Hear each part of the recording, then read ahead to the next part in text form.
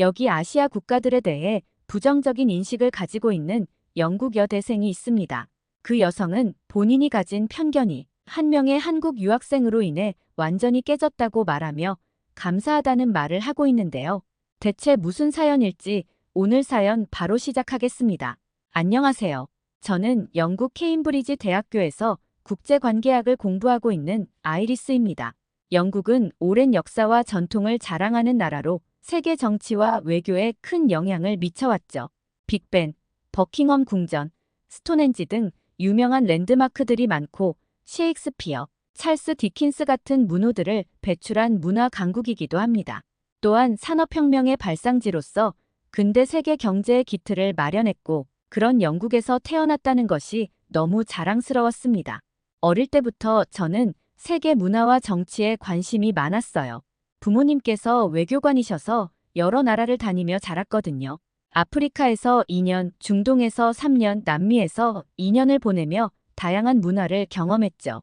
각 나라마다 독특한 문화와 역사, 그리고 그에 따른 정치적 상황들을 직접 보고 느끼면서 국제관계의 중요성을 깨달았고 언젠가 세계 평화에 기여하고 싶다는 꿈을 갖게 되었어요. 특히 중동에서 보낸 시간은 제게 큰 영향을 미쳤어요.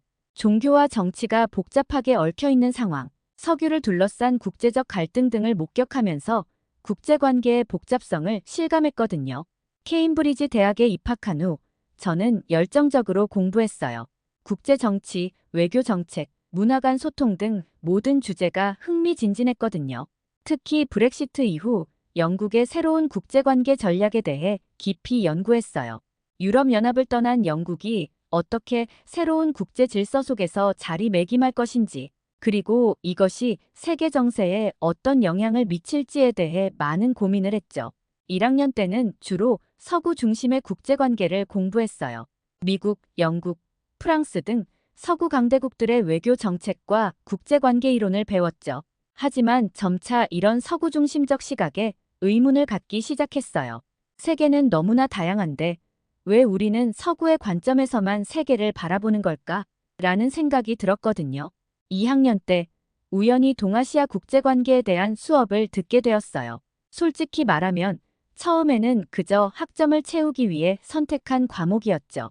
동아시아 국가들의 복잡한 관계가 그다지 흥미롭지 않을 거라고 생각했거든요. 서양 중심의 국제관계 이론에 익숙해져 있던 저에게는 동아시아의 역학 관계가 다소 낯설게 느껴졌어요. 하지만 수업을 들으면서 점차 동아시아의 역동적인 국제관계에 흥미를 느끼기 시작했어요. 중국의 부상, 일본의 역사 문제, 한반도의 분단 상황 등 복잡하게 얽힌 이슈들이 제 관심을 끌기 시작했죠. 그러던 어느 날 우리 학과에 중국인 교환학생 리취니 왔어요. 리취는 처음부터 굉장히 공격적인 태도로 모두의 주목을 받았죠. 중국의 국제정책이 세계 최고라며 다른 나라들의 정책을 비난하는 발언을 자주 했어요. 그의 태도는 단순히 자국에 대한 자부심을 넘어서 다른 나라들을 무시하는 듯한 인상을 주었어요. 이런 태도 때문에 많은 학생들이 그와 대화하는 것을 꺼리게 되었죠. 특히 한 수업에서 있었던 일은 정말 충격적이었어요. 남중국해 영유권 문제에 대해 토론하는 수업이었는데 리취니 갑자기 일어나 중국의 영유권 주장은 정당하며 다른 나라들은 중국의 내정에 간섭하지 말아야 한다고 소리치며 강의를 방해했거든요. 그는 계속해서 중국은 역사적으로 이 지역을 지배해왔으며 서구 국가들의 제국주의적 개입으로 인해 부당하게 권리를 빼앗겼다고 주장했어요. 그의 목소리는 점점 더 커졌고 얼굴은 불그락푸르락해졌어요. 마치 누군가가 그의 개인적인 권리를 침해한 것처럼 격앙된 모습이었죠. 교수님께서 객관적인 시각에서 이 문제를 바라볼 필요가 있다고 말씀하셨지만 리취는 들으려 하지 않았어요. 오히려 서구의 학자들은 중국을 제대로 이해하지 못한다며 교수님을 비난했죠. 심지어 서구 언론은 모두 거짓말쟁이라며 수업 자료로 사용된 영국 언론의 기사들을 모두 부정하기도 했어요. 그는 자신의 주장을 뒷받침할 만한 어떤 근거도 제시하지 않은 채 감정적으로만 대응했어요. 강의실의 분위기는 순식간에 얼어붙었고 다른 학생들은 불편한 기색이 역력했어요. 이 사건 이후 리취의 행동은 더욱 과격해졌어요. 그는 수업 시간마다 중국의 입장만을 고집하며 다른 의견을 가진 학생들을 공격적으로 비난했죠. 그의 태도는 토론이나 대화를 위한 것이 아니라 자신의 주장을 강요하는 듯 했어요. 한 번은 티베트 문제에 대해 토론하는 수업에서 리취니 티베트는 중국의 일부분이며 달라이 라마는 분리주의자라고 주장했어요. 인권 문제를 제기하는 학생들에게는 서구의 이중잣대라며 거칠게 비난했죠. 그의 말투와 태도는 점점 더 위협적으로 변해갔고 많은 학생들이 그와의 토론을 아예 포기하게 되었어요. 또 다른 충격적인 사건은 대학 내 국제학생 포럼에서 일어났어요.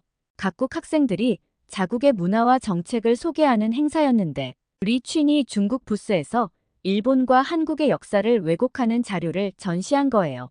일본과 한국의 전통 문화가 모두 중국에서 유래했다는 내용이었죠. 이는 명백히 역사적 사실을 왜곡한 것이었고 다른 나라의 문화적 정체성을 무시하는 행위였어요. 일본과 한국 학생들이 이에 대해 항의하자 리취는 오히려 그들을 향해 역사를 제대로 모르는 것은 당신들이라며 고성을 질렀어요. 심지어 일본은 전쟁 범죄를 인정해야 하고 한국은 중국에 감사해야 한다는 등의 발언까지 했죠. 그의 말은 단순한 의견 제시를 넘어서 다른 나라의 역사와 문화를 모욕하는 수준이었어요. 이 사건으로 포럼 전체가 파행으로 치달았고 학교 당국이 개입하여 행사를 중단시켜야 했어요. 많은 학생들이 실망하고 분노했죠. 리취의 행동은 여기서 그치지 않았어요. 그는 SNS를 통해 지속적으로 중국의 우월성을 주장하고 다른 나라들을 비하하는 글을 올렸어요. 특히 홍콩과 대만 문제에 대해서는 매우 과격한 주장을 펼쳤죠. 홍콩과 대만은 중국의 일부이며 독립을 주장하는 세력은 모두 반역자라는 등의 글을 올리며 많은 학생들의 반발을 샀어요. 그의 SNS 게시물은 빠르게 퍼져나갔고 학교 커뮤니티 내에서 큰 논란을 일으켰습니다. 심지어 일부 학생들은 리취의 발언이 혐오 발언에 해당한다며 SNS 플랫폼에 신고하기도 했어요. 한 번은 대학 내 토론 동아리에서 언론의 자유에 대한 토론회가 열렸는데 이 자리에서 리취니 또다시 문제를 일으켰어요. 그는 언론의 자유라는 것은 서구의 허구라며 진정한 언론은 국가의 이익을 최우선으로 해야 한다고 주장했어요. 다른 학생들이 이에 반박하자 그는 너희들은 모두 서구 제국주의의 세뇌 교육을 받았다며 인신공격성 발언을 하기 시작했죠. 이런 일련의 사건들로 인해 많은 학생들이 리취를 피하기 시작했고 동아시아 관련 수업의 분위기는 매우 불편해졌어요. 일부 학생들은 리취의 행동에 대해 학교 당국에 민원을 제기하기도 했죠. 그들은 리취의 행동이 학습 환경을 해치고 있으며 다른 학생들의 권리를 침해하고 있다고 주장했어요. 하지만 학교 측에서는 표현의 자유를 이유로 직접적인 조치를 취하지 않았어요. 대신 다양한 의견을 존중하는 것이 학문의 자유를 위해 중요하다는 입장을 밝혔죠. 이로 인해 많은 학생들이 실망하고 분노했어요.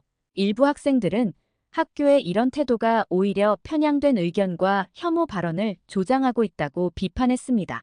이런 사건들 이후로 저는 동아시아 국가들에 대해 부정적인 인식을 갖게 되었어요. 그들은 자국의 이익만을 중시하고 다른 나라와의 협력은 안중에도 없는 건 아닐까 하는 의구심이 들었거든요. 한동안 동아시아 국제관계에 대해 배우는 것에 흥미를 잃기도 했습니다. 수업 시간에 동아시아 관련 주제가 나오면 긴장되고 불편한 마음이 들었고 토론에 적극적으로 참여하기를 꺼리게 되었어요. 그러던 중 우리 학과에 한국인 교환학생 서영이가 왔어요. 처음에는 그저 조용하고 열심히 공부하는 학생이라고만 생각했죠. 솔직히 말하면 리취 때문에 생긴 편견으로 서영이를 포함한 동아시아 학생들과 거리를 두고 있었어요. 서영이가 말을 걸어와도 짧게 대답하고 말았고 그룹 프로젝트에서도 서영이와 같은 팀이 되지 않으려고 했습니다. 하지만 수업 중 토론에서 서영이의 날카로운 분석력과 독특한 시각에 놀라게 되었어요. 특히 동아시아의 평화 구축 방안에 대한 토론에서 서영이는 한국의 중견국 외교 정책을 예로 들며 강대국 사이에서 균형을 잡는 외교 전략을 제시했어요. 그녀의 아이디어는 매우 현실적이면서도 평화 지향적이었죠. 서영이는 자신의 의견을 논리적으로 전개하면서도 다른 사람의 의견을 경청하고 존중하는 태도를 보였어요. 이는 리춘의 태도와는 완전히 달랐죠. 서영이는 역사적 갈등이 있는 일본과의 관계 개선을 위한 한국의 노력, 북한과의 대화를 통한 평화 프로세스 추진, 그리고 미국과 중국 사이에서 균형을 잡으려는 한국의 노력 등을 구체적인 예로 들며 설명했어요. 그녀는 한국의 역사적 배경과 현재 상황을 객관적으로 설명하면서 동시에 미래지향적인 비전을 제시했습니다. 이런 접근 방식은 제게 새로운 시각을 제공해 주었어요. 강대국들 사이에서 중견국이 할 수 있는 역할에 대해 깊이 생각하게 되었죠. 토론 수업을 할 때마다 보여주는 서영이의 학문적 지식에 굉장히 감탄했습니다. 저는 그녀와 여러 대화를 나누고 싶어서 적극적으로 서영이에게 다가갔어요. 리춘으로 생긴 아시아의 편견도 잊혀질 만큼 그녀의 지식은 뛰어났거든요. 그녀와 여러 대화를 나누면서 한국에 대한 제 편견이 조금씩 깨지기 시작했어요. 한국의 문화 외교, 공공 외교 전략, 그리고 평화 이니셔티브 등에 대해 들으면서 그 발전상에 놀랐죠. 특히 한국의 소프트 파워 전략이나 남북관계 개선을 위한 노력 등은 제게 큰 영감을 주었어요. 서영이는 한국의 대중문화가 어떻게 국가 이미지 개선과 외교에 기여하고 있는지, 그리고 이를 통해 어떻게 국제사회에서 영향력을 확대해 나가고 있는지 상세히 설명해 주었습니다. 또한 한국이 과거의 아픈 역사를 극복하고 경제 강국으로 성장한 과정, 그리고 이를 바탕으로 다른 개발도상국들을 돕고 있는 노력들에 대해 들으며 한국에 대한 새로운 인식을 갖게 되었어요. 서영이는 제게 많은 것을 알려주었는데 특히 한국이 K-팝, 드라마, 영화 등 문화 콘텐츠를 통해 전 세계적으로 영향력을 확대해 나가는 모습이 인상적이었어요. 이런 문화적 영향력을 바탕으로 국제사회에서 한국의 목소리를 내고 평화와 협력의 메시지를 전파하는 전략이 매력적으로 느껴졌죠. 한국이 문화를 통해 소프트 파워를 키우고 이를 외교에 활용하는 방식은 정말 독특하고 효과적이라고 생각했습니다. 또한 한국이 과거 식민 지배와 전쟁의 아픔을 극복하고 경제 강국으로 성장한 역사도 깊은 인상을 주었어요. 불과 몇십 년 만에 원조를 받는 나라에서 원조를 주는 나라로 변모한 한국의 이야기는 마치 영화 같았죠. 특히 민주화 과정에서 시민들이 보여준 용기와 끈기는 정말 대단하다고 생각했어요. 1980년대의 민주화 운동부터 최근의 촛불혁명까지 한국 시민들이 보여준 민주주의에 대한 열정은 정말 감동적이었습니다. 이런 역사적 경험을 바탕으로 한국이 국제 무대에서 평화와 인권, 민주주의의 가치를 주장하는 모습이 진정성 있게 다가왔어요.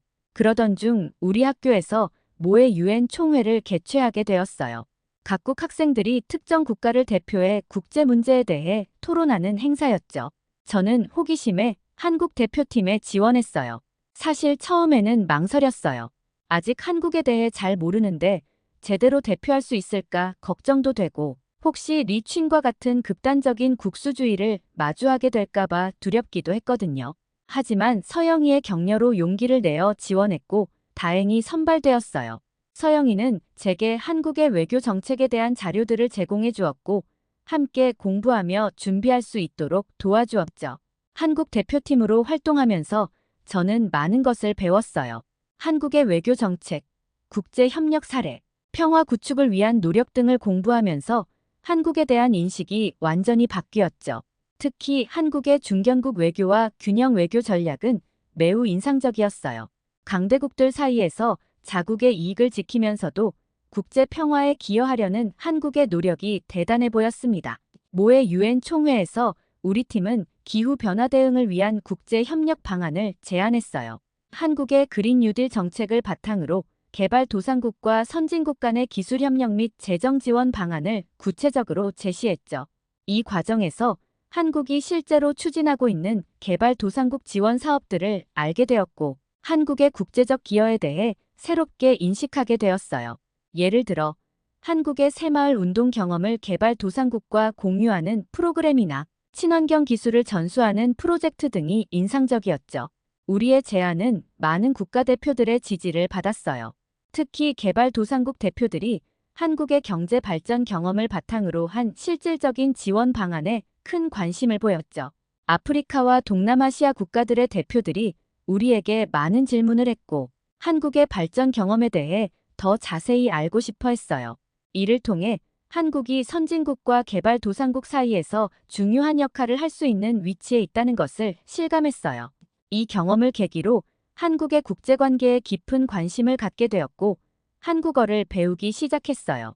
처음에는 한글이 너무 낯설고 어려웠지만 배우면 배울수록 그 과학적이고 체계적인 구조에 매료되었죠.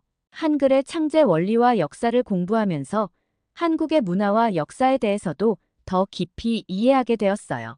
한국어를 배우면서 한국의 외교 정책에 대한 책들을 찾아 읽기 시작했어요. 특히 한국의 공공 외교와 문화 외교 전략은 제게 새로운 시각을 제공해 주었어요. 한국이 자국의 문화와 가치를 세계에 알리는 동시에 국제사회의 보편적 가치를 추구하는 모습이 인상적이었어요.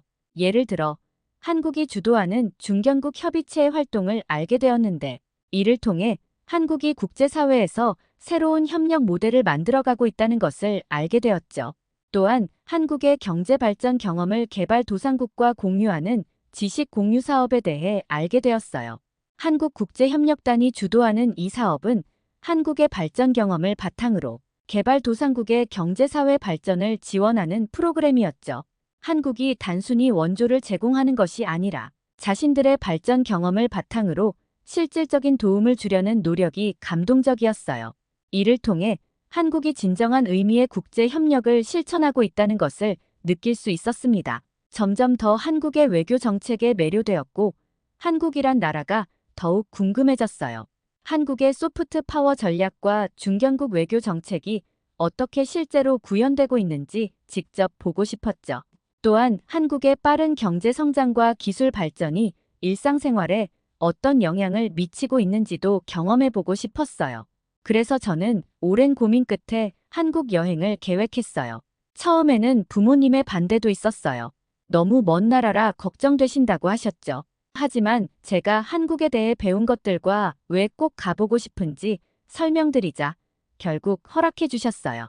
가까운 유럽은 비교적 부담 없이 갈 수 있었는데 한국은 영국에서 먼 나라라 6개월간 아르바이트를 하며 돈을 모았어요. 학업과 아르바이트를 병행하는 게 쉽지는 않았지만 한국에 대한 기대감으로 힘을 낼 수 있었죠. 마침내 충분한 여행 경비를 모으고 비행기 티켓을 예약했을 때의 그 설렘은 정말 잊을 수 없을 거예요. 드디어 한국으로 출발하는 날, 가슴이 두근거렸어요. 한국에 도착한 첫날, 저는 인천국제공항의 현대적인 모습에 놀랐어요. 깔끔하고 효율적인 시스템, 첨단 기술로 가득한 공항은 제가 상상했던 것과는 완전히 달랐죠. 자동 입국 시스템을 이용하면서 한국의 기술력에 첫 번째 감동을 받았어요. 입국 심사대에 서자 얼굴 인식 기술로 신원을 확인하고 지문 인식으로 본인 확인을 하는 과정이 신기했어요. 이 모든 과정이 몇 분 만에 끝나는 것을 보고 한국의 효율성에 감탄했죠. 특히 인상 깊었던 것은 공항 곳곳에 있는 로봇 안내원이었어요. 처음에는 그저 장식품인 줄 알았는데 실제로 질문을 하자 정확하고 상세한 답변을 해주더라고요. 심지어 여러 언어로 대화가 가능해서 다양한 국적의 여행객들이 편리하게 이용하고 있었어요. 이를 보며 한국의 로봇 기술과 AI 기술이 이렇게까지 발전했다는 사실에 깊은 인상을 받았습니다. 로봇 안내원에게 화장실 위치를 물어봤는데 단순히 방향만 알려주는 게 아니라 상세한 경로와 예상 소요 시간까지 알려주더라고요. 심지어 제가 외국인이라는 걸 인식하고는 영어로 천천히 다시 한번 설명해주는 세심함까지 보여줬어요.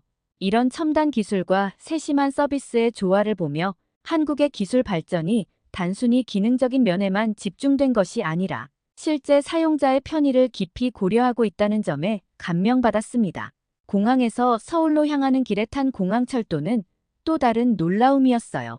깨끗하고 편안한 좌석, 와이파이가 완벽하게 터지는 환경, 그리고 실시간으로 업데이트되는 도착 정보 시스템까지 이 모든 것이 한국의 대중교통 시스템이 얼마나 발달했는지를 보여주는 것 같았어요. 특히 열차 내부의 디지털 안내 시스템이 인상적이었어요.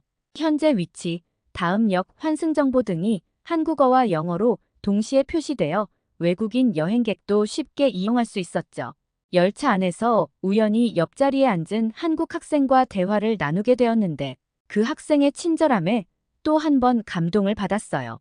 제가 한국어를 서툴게 하는 것을 보고 천천히 또박또박 말해주면서 한국에 대해 여러 가지를 설명해 주었거든요. 심지어 자신의 휴대폰으로 제가 묵을 호텔까지의 경로를 검색해서 알려주기까지 했어요.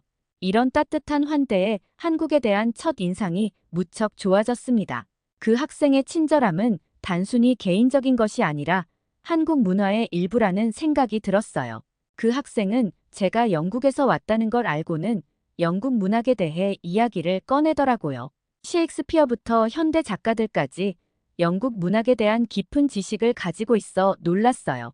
그 학생이 한국의 교육열과 독서 문화에 대해 설명해 주었는데 어릴 때부터 다양한 분야의 책을 읽고 토론하는 문화가 있다고 해요. 이를 통해 한국의 높은 교육 수준과 지적 호기심을 엿볼 수 있었습니다. 또한 한국 학생들의 글로벌한 시각과 외국 문화에 대한 관심도 인상적이었어요. 이런 모습을 보며 한국의 국제화 수준이 생각보다 훨씬 높다는 것을 느꼈습니다. 서울에 도착해서 첫 번째로 방문한 곳은 광화문 광장이었어요.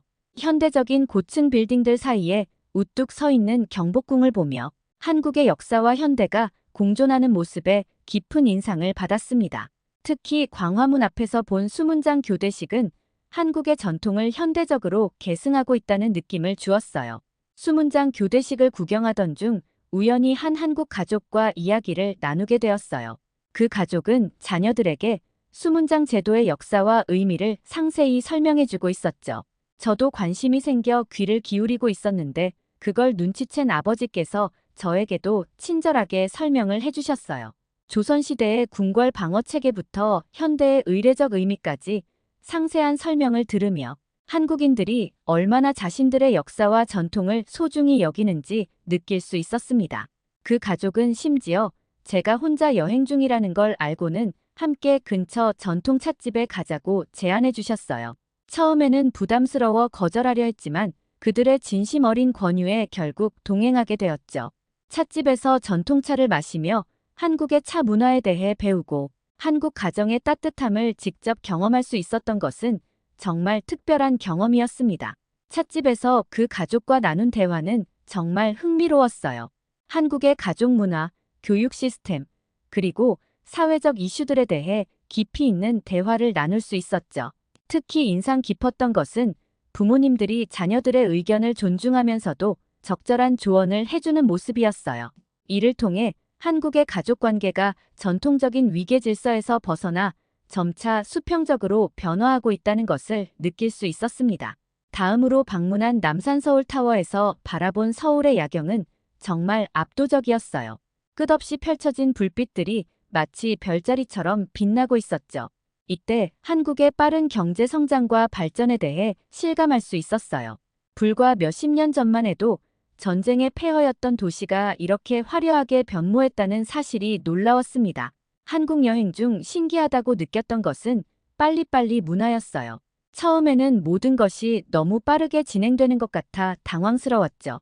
지하철에서 사람들이 빠르게 움직이고 식당에서 음식이 순식간에 나오는 모습을 보며 놀랐어요. 하지만 시간이 지나면서 이 문화가 한국의 빠른 발전을 이끈 원동력 중 하나라는 것을 깨달았어요. 이 빨리빨리 문화가 단순히 성급함이 아니라 효율성과 열정의 표현이라는 것을 이해하게 되었죠. 특히 배달 문화는 정말 놀라웠어요. 숙소에서 밤늦은 시간에도 다양한 음식을 빠르게 배달받을 수 있다는 것이 신기했죠. 한 번은 밤 11시에 치킨이 먹고 싶어서 주문해봤는데 30분도 안 돼서 따뜻한 치킨이 도착했어요. 이런 편리한 서비스가 어떻게 한국인들의 생활 방식에 영향을 미치는지 생각해보게 되었습니다. 그리고 한국에서 작은 오해도 있었어요. 식당에서 처음으로 서비스라는 말을 들었을 때의 오해였어요. 주문한 음식 외에 추가로 나온 반찬을 보고 이건 주문하지 않았어요 라고 말했더니 직원이 서비스예요 라고 했어요. 처음엔 서비스가 무슨 뜻인지 몰라 당황했지만 나중에 이게 무료로 제공되는 것임을 알고 한국의 넉넉한 식문화에 감동받았습니다. 이런 작은 친절이 손님을 대하는 한국의 환대 문화를 잘 보여준다고 생각했어요. 이 경험을 통해 문화적 차이로 인한 오해가 얼마나 쉽게 생길 수 있는지 깨달았어요. 동시에 서로 다른 문화를 이해하고 존중하는 것의 중요성도 배웠죠. 그리고 한국은 제가 생각했던 것 이상으로 기술이 혁신적으로 발전된 나라였어요.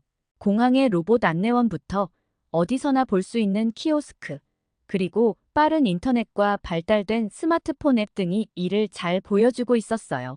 특히 대중교통을 이용할 때 스마트폰 앱으로 실시간 도착 정보를 확인하고 최적의 경로를 찾을 수 있다는 점이 정말 편리했어요.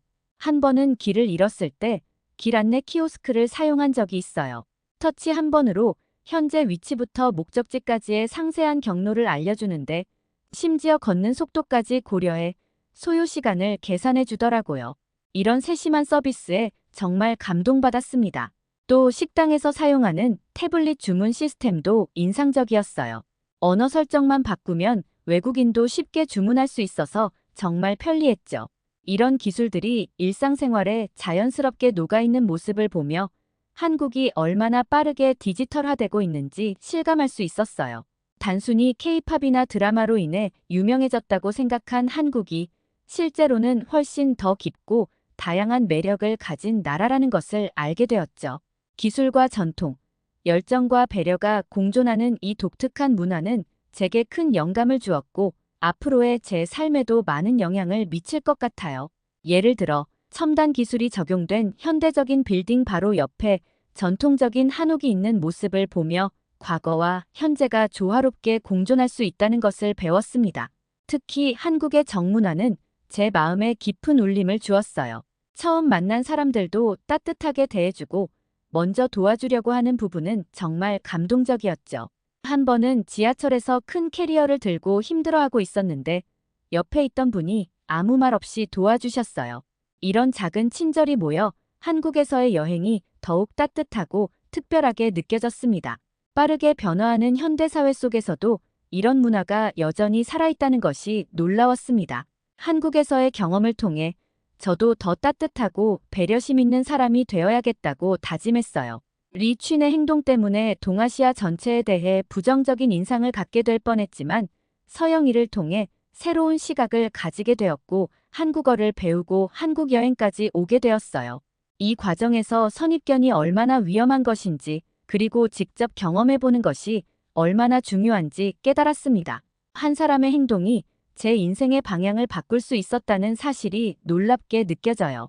이번 여행을 통해 저는 한국에 대한 이해와 애정이 깊어졌어요. 한국의 역사, 문화, 그리고 사람들의 열정과 친절함을 직접 경험하면서 이 나라에 대한 존경심이 커졌습니다. 또한 한국의 빠른 발전과 혁신에 대해 배우면서 제 자신의 미래에 대해서도 새롭게 생각해보게 되었어요. 한국은 제게 편견 없이 세상을 바라보는 것의 중요성을 가르쳐 주었어요. 한 사람의 행동으로 전체 국가나 문화를 판단해서는 안 된다는 것을 깨달았습니다. 이는 앞으로 제가 다른 문화와 만날 때 항상 기억해야 할 중요한 교훈이 될 것 같아요. 앞으로도 저는 열린 마음으로 다양한 문화와 국가를 이해하려 노력할 거예요. 한국에서의 경험을 바탕으로 다른 나라들도 방문해보고 싶어졌어요. 각 나라마다 고유한 매력과 배울 점이 있을 거라고 믿습니다. 기회가 된다면 한국에서 살아보고 싶어요. 단기 여행으로는 경험하지 못한 한국의 일상을 직접 체험해보고 싶고 더 깊이 한국 문화를 이해하고 싶어요. 또한 제가 배운 것들을 바탕으로 한국과 영국 사이의 문화 교류에 기여하고 싶다는 꿈도 생겼습니다. 제 삶에 많은 깨달음과 경험을 만들어주셔서 감사합니다. 사연 보내주신 아이리스님 감사합니다. 아이리스님의 사연을 보면서 저도 많은 것을 배우게 되었습니다. 한국에서 좋은 경험을 하셨다니 정말 다행이네요. 나중에 꼭 한국으로 다시 오세요. 오늘 사연이 재미있으셨다면 구독과 좋아요, 알림 설정까지 부탁드립니다. 더 재미있는 사연으로 돌아오겠습니다. 이상 감동 탐험이었습니다.